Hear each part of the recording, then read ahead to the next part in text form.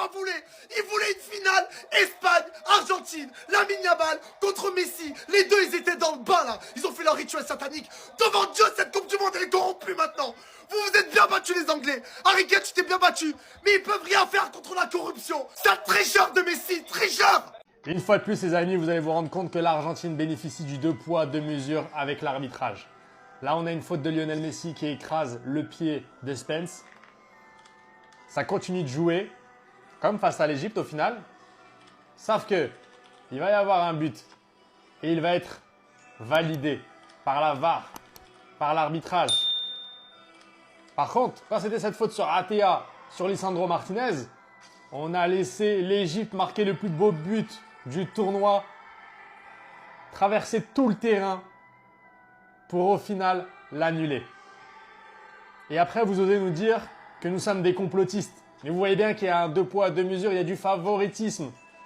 Et vous demandez aux joueurs, aux supporters de l'Égypte de ne pas être frustrés. Mais comment est-ce possible? Vous avez la vérité sous vos yeux. Et vous savez ce qui m'énerve le plus dans tout ça? C'est qu'on va vous donner des faits, on va vous montrer, on va comparer les choses. On va vous prouver par A plus B. Et vous n'allez pas répondre.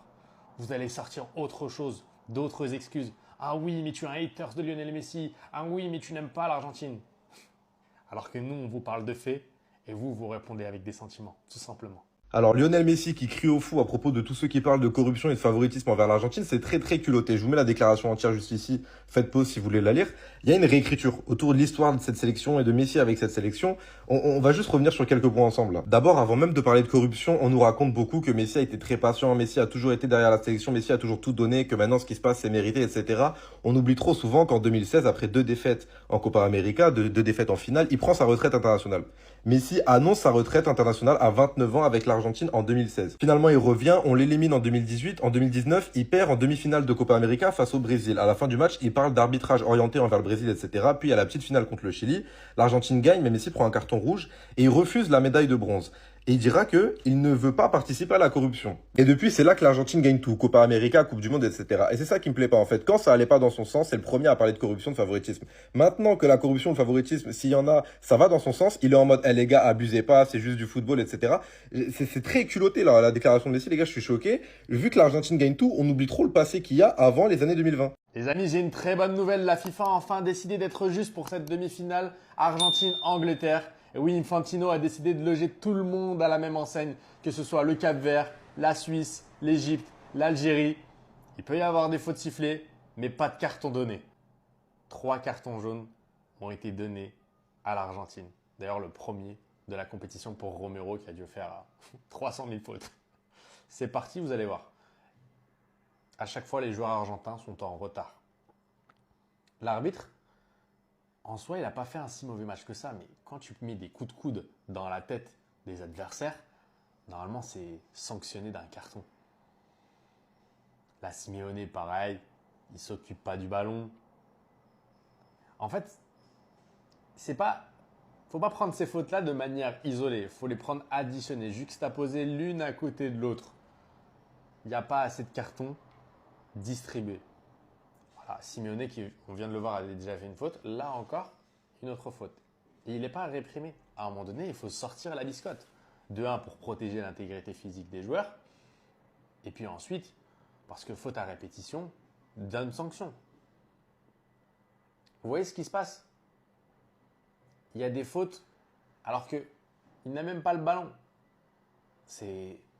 En vrai, c'est aberrant. En vrai, c'est aberrant. Tuchel lui-même, il se pose des questions. La VAR, elle n'est pas visionnée. L'arbitre peut… Alors, celle-ci, c'est la plus choquante pour moi. McAllister, il arrive très en retard sur Reece James. Et il ne donne même pas faute, l'arbitre. Est-ce que vous vous rendez compte? En vrai, c'est pas normal. Il est choqué. Soyez honnête. En vrai, soyez honnête. Comme moi, je l'ai été en disant que Messi avait fait une très grosse compétition. Voilà, il y a eu énormément de fautes. Et après, vous venez vous insurger et dire qu'il y a la théorie du complot. Non. Encore une faute de Simeone. Toujours pas de carton. C'est dingue, hein, de laisser faire en fait. Et à la fin, ça a une influence sur le jeu. Voilà, une autre faute sur Bellingham, pas de carton. C'est vraiment un jeu très très sale. Il y a des personnes qui osent me demander pour qui je serai pour la finale. Là, Lionel Messi, il dribble, faute. Ah, on sort le carton.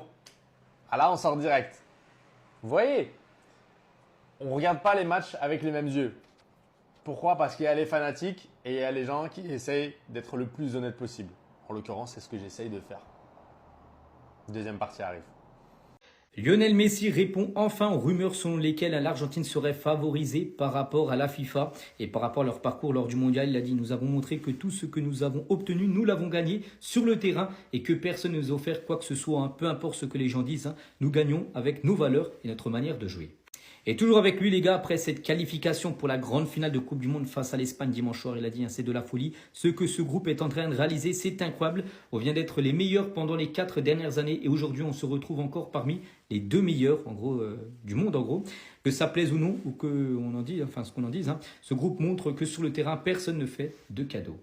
Et en tout cas, l'objectif de Lionel Messi, de sa sélection, c'est de faire le back-to-back en Coupe du Monde. La dernière fois que c'est arrivé les gars, ça avait été le Brésil, en 58 ils avaient gagné la Coupe du Monde et 4 ans après en 62 ils avaient de nouveau gagné la Coupe du Monde parce qu'il y a eu aussi quelques cas ces dernières années où ça n'a pas marché, comme la France bien sûr, 2018 Coupe du Monde gagnée, 4 ans après donc perdu en finale. Pareil pour le Brésil, 94 Coupe du Monde gagnée, 98 défaite face à la France.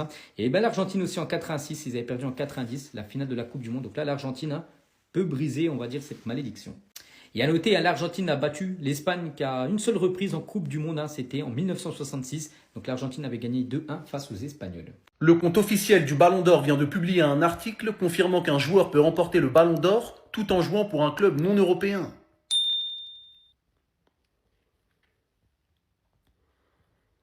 Arrêtons cette mascarade et donnons-lui tout de suite son 9e Ballon d'Or et son 10e par la même occasion. Qu'on arrête de nous faire perdre notre temps. À tous mes frères pro CR7, rien ne sert de crier au complot ou à la corruption. Il est juste trop fort. Même s'il jouait au Béjaïa Football Club, il aurait gagné le Ballon d'Or.